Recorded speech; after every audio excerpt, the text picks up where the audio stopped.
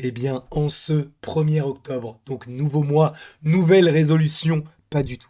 Deuxième vidéo de la journée. J'espère que j'aurai une deuxième possibilité, donc aujourd'hui, de te donner ou de te redonner le sourire pour ceux qui se le demanderaient. Il y a une vidéo tout à l'heure qui est sortie vers 16-17 heures en rapport avec le possible ordre chronologique de lecture donc des films du MCU de 1945 jusqu'à 2015, et bien évidemment, c'est la première partie donc de cette sorte de... Comment on dit quand il y a deux vidéos? Quand il y en a trois, quand il y a trois films, ça peut être une trilogie, mais quand il y en a deux, bref, tu auras cette première vidéo qui est déjà sortie, et tu en auras une autre dans 2-3 semaines, histoire de tâter un peu le terrain. Quoi qu'il en soit, j'espère que tu vas bien et j'espère que tu te portes à merveille, que tu vas passer une bonne journée, une bonne matinée, une bonne nuit, un bon réveillon, j'en sais rien du tout, mais tout ce que je veux, c'est que tu te portes à merveille. Quoi qu'il en soit, aujourd'hui, nous allons parler de l'épisode 9 et de potentielles petites théories par rapport à cet épisode-là. C'est pourquoi, gros disclaimer avant de commencer cette vidéo, si tu n'es pas à jour dans What If, si tu n'as pas vu les 8 premiers épisodes, ne regarde pas la suite de cette vidéo parce que tu risquerais tout simplement d'être spoilé. Voilà, tu es prévenu. Maintenant, on peut passer à du spoil avec... Le bug arrive déjà. Avec cette première petite photo qui est issue du 8e épisode de What If, où je te le rappelle, l'histoire c'est et si Ultron avait gagné. Et donc tu as un Ultron qui est dans le corps de Vision avec toutes les pierres de l'infini puisqu'il a totalement coupé en deux Thanos. D'ailleurs, il existe une petite discorde par rapport au fait que Thanos ait quand même eu la pierre de l'âme alors que plus loin dans l'épisode, on arrive à apercevoir Gamora dans le même univers. Donc, est-ce que ce ne serait pas une incohérence? Oui et non. De toute façon, vu qu'on est dans un univers parallèle, peut-être que Thanos n'aime pas Gamora et a aimé Nebula, ou aime une autre personne et il l'a sacrifié. Bref, faut pas chercher plus loin. Ce n'est peut-être pas une incohérence, c'est juste qu'ils se sont dit, on va pas chercher plus loin. Même si c'est vrai qu'ils auraient pu l'effacer. C'était pas le sujet de cette vidéo, mais justement, l'idée de cette vidéo, c'est de savoir ce qu'il pourrait se passer dans cet épisode 9, et précisément par rapport à un certain point, puisque tu le sais, ou peut-être pas, Vision est tellement fort, ou plutôt Ultron dans le corps de Vision, avec l'armure d'Ultron et les pierres de l'infini de Thanos, est tellement puissant. Déjà, juste cette phrase-là te montre à quel point le personnage est puissant, et il arrive à voir et à entendre le Watcher. On sait que le Watcher est un personnage ultra puissant, et il y a notamment un affrontement entre les deux personnages, si bien qu'à la fin de l'épisode, il en vient à demander de l'aide à notamment Doctor Strange, ou plutôt Suprême Doctor Strange, que l'on avait découvert dans l'épisode 4 de What If. Et on le sait de toute façon, au fur et à mesure des épisodes, on va découvrir une nouvelle équipe d'Avengers, entre guillemets, qui se fera appeler supposément dans la série les gardiens du multivers. Avec notamment, vous le voyez à ma droite et vous à votre gauche, donc la petite Sharon Carter, qui est donc Captain Carter. Je vous le rappelle que c'est le personnage qui est introduit dans l'épisode 1. On a évidemment Supreme Doctor Strange de l'épisode 4. On aura également le personnage de T'Challa, donc de l'épisode 2, qui est donc T'Challa dans la peau, entre guillemets, de Star-Lord.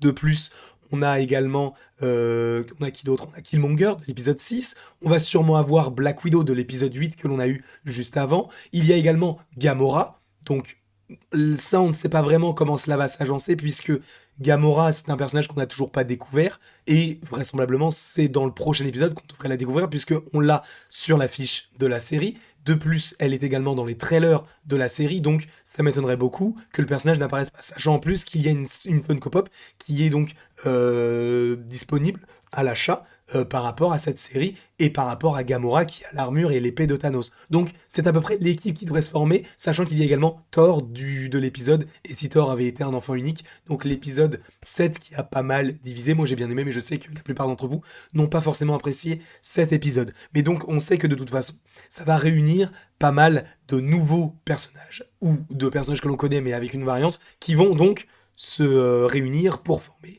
les gardiens du multivers. Mais ce ne sont pas les seuls personnages qui pourraient donc apparaître ou réapparaître dans cet épisode-là, puisque je t'ai dit qu'il y allait notamment avoir le personnage de Black Widow, supposément. Et bon, Hawkeye, on le sait, il a été tué dans l'épisode précédent. Tu as le Watcher derrière, parce qu'en fait, c'était au moment où le Watcher voulait qu'il trouve quelque chose en particulier, et c'était notamment le personnage de Zemo qu'il cherchait. Pourquoi? Parce que Zemo, c'est une intelligence artificielle qui était présente donc dans le bunker du camp Lei, dans Avengers, pas du tout dans Captain America, le soldat d'hiver, film dans lequel on sait que sa conscience est toujours présente informatiquement parlant. On sait que quand Lei n'est plus présent, ou en soi on comprend que ce camp-là a été, en fait, il a été détruit dans le film Captain America, le soldat d'hiver, puisque ce moment-là se passe donc 1 an après, puisque ça se passe là, durant Avengers l'ère d'Ultron. Par ailleurs, si vous avez un petit problème de coordination pardon, en termes de chronologie, je vous invite évidemment à aller voir la vidéo qui est sortie tout à l'heure par rapport à cette chronologie, puisque je vous rappelle quels éléments, quels événements particuliers se déroulent à tel moment ou à tel moment. Bref, on a donc les deux personnages que sont donc Hawkeye et Black Widow qui se rendent en Sibérie, lieu où il y a donc les soldats d'hiver et qui est toujours donc un lieu entre guillemets secret de l'Hydra. Donc ça c'est assez intéressant, sachant que justement ils réussissent à récupérer Arnim Zola et qu'ils finissent par implanter la conscience d'Arnim Zola dans cet ordinateur, dans le corps d'un Ultron, qui est d'ailleurs illuminé de vert. Et c'est là où en vient la grosse théorie que je voulais vous proposer dans cette vidéo-là, parce qu'il y a pas mal de petites choses que je vous ai dit déjà, mais la grosse théorie que je vous propose, c'est que justement, il y a un combat Ultron contre White Ultron, entre guillemets, un petit peu à la manière de Vision contre White Vision dans la série WandaVision, justement Vision que l'on a découvert, White Vision, donc que je viens de te dire qu'on a découvert dans la série WandaVision, et qui est une sorte de variante. En gros, ils ont repris le corps originel de Vision pour le modifier et pour lui donner une directive de tuer Wanda parce qu'elle cause supposément trop de problèmes. C'est pas supposément elle cause des problèmes, mais de là à la tuer, c'est un petit peu extrême. Mais donc, c'est un robot lié au Sword, et de toute façon à la fin, par rapport à son affrontement et son dialogue avec le Vision qu'a créé Wanda, on sait que justement ce White Vision va prendre conscience qu'il est Vision, et il le dit, je suis Vision, et il s'en va. Et justement là où je peux faire un petit parallèle par rapport à ce personnage d'Arnim Zola, c'est que j'estime que peut-être qu'ils vont essayer de faire un petit peu la même chose. Parce que qui de mieux pour arrêter Vision que Vision? Donc qui de mieux pour arrêter Ultron qu'un autre Ultron? Donc, de toute façon, on le voit dans le film Avengers l'ère d'Ultron, celui qui arrête véritablement Vision, ou plutôt Ultron, c'est Vision, puisqu'il le déconnecte d'Internet, donc il ne peut pas se reproduire, entre guillemets, un petit peu partout. Donc, ce que j'estime, c'est que peut-être qu'ils vont implanter ce programme dans un autre robot, puisque là, il est implanté dans un robot qui n'a plus de jambes, puisqu'il n'était supposément pas censé s'évader. Donc, peut-être que le personnage d'Arnim Zola sera dans un autre Ultron ou un autre robot, et c'est pourquoi je me dis que ce n'est pas impossible que, justement, il soit dans le corps d'un autre Ultron, et qu'il y ait donc une sorte de White Ultron, un petit peu à la White Vision, qui affronte le Ultron que l'on a dans l'épisode 8, et que l'on aura vraisemblablement dans l'épisode 9. Mais tu vas me dire, oui, mais la série What If fait des références uniquement aux 3 premières phases, puisque la plupart des événements se passent soit juste après Iron Man, soit avant Black Panther, soit après les Gardiens, mais jamais après Endgame. Eh bien, c'est pas tout à fait vrai, parce qu'en fait, on a quand même des petites connotations par rapport à ce que l'on a dans la phase 4. Et notamment, justement, dans le dernier épisode, où on a eu des petites infos, entre guillemets, dans le sens où tu as Black Widow qui trouve le bouclier de Red Guardians. Red Guardians qui est un personnage que l'on a découvert dans le film Black Widow, qui existait vraisemblablement, bien évidemment, avant, mais la première fois qu'on le voit, c'est dans Black Widow, le premier film, entre guillemets, de la phase 4.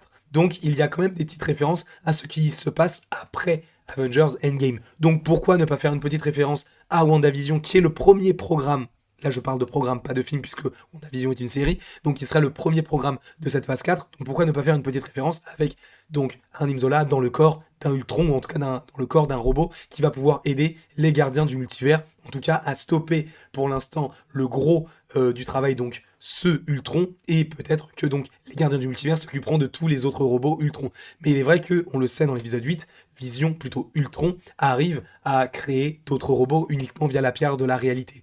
Donc pourquoi ne pas créer un autre robot, sachant que tu vas me dire, mais où est-ce qu'ils peuvent le créer? Bah, tu le vois de toute façon dans l'épisode, ils arrivent à trouver un endroit qui était secret entre guillemets, et là où en fait sont toujours les secrets de l'Hydra. Donc supposément, sachant que le film se passe, ou plutôt l'épisode 8 se passe à l'époque d'Avengers l'ère d'Ultron, ce qui serait intéressant, c'est que justement à cette époque-là, l'Hydra bossait sur des Ultrons. Donc peut-être que ce serait intéressant de revenir à des endroits que l'on a déjà vus dans Avengers l'ère d'Ultron, pour que justement Black Widow puisse recréer numériquement, enfin pas numériquement, mais via les éléments qu'elle peut avoir, notamment dans ce genre de base, qu'elle puisse recréer un Ultron, puisque je vous rappelle que dans cette base-là, c'est là où justement il y a eu des expérimentations sur Wanda, sur Pietro, et là où il y a eu les prémices d'Ultron. Et justement, c'est là où ils vont récupérer, enfin comment il s'appelle, Tony Stark va récupérer les plans d'Ultron pour créer son propre Ultron, et donc, entre guillemets, la destruction de la Terre, visiblement, dans l'épisode 8. Donc ce que j'estime, c'est qu'il y aura possiblement un affrontement entre un White Ultron dirigé par Arnim Zola, et donc le Ultron que l'on a dans l'épisode 8. Voilà ce que j'avais envie de vous dire. Et la dernière théorie que j'avais par rapport à cet épisode-là, même si on peut supposer qu'il y aura également une petite histoire par rapport à Gamora, parce que le personnage n'a toujours pas été introduit, et l'épisode 9 sera vraisemblablement le dernier, puisque faute fin de la faute du Covid, il n'y aura pas 10 épisodes comme c'était supposément censé se dérouler de cette façon-là, dans le sens où l'épisode 10, donc, ou plutôt l'épisode 9 ou 8, peu importe, un des épisodes de la première saison sera reporté dans la deuxième saison, et supposément ça devrait être l'épisode donc de Tony Stark à Sakaar, puisqu'on a déjà des logos, enfin des Lego qui sont en lien avec cet épisode-là, sauf qu'il n'est pas présent dans la première saison, mais supposément dans la deuxième saison. Bref, en tout cas, voilà ce que j'avais envie de vous proposer comme petite théorie. Pas de live ce soir, pas de live demain, mais des petites vidéos pour agrémenter tout ça. Dimanche, possiblement un live. De toute façon, on va jouer à FIFA, parce que FIFA est sorti, donc c'est le moment. Bref, en tout cas, j'espère que cette vidéo vous aura plu. N'hésitez pas à l'aimer, à la partager, à la commenter et à vous abonner. Cela me ferait évidemment extrêmement plaisir. Et après toute cette petite vidéo, il ne me reste plus qu'à vous dire à la prochaine pour la prochaine.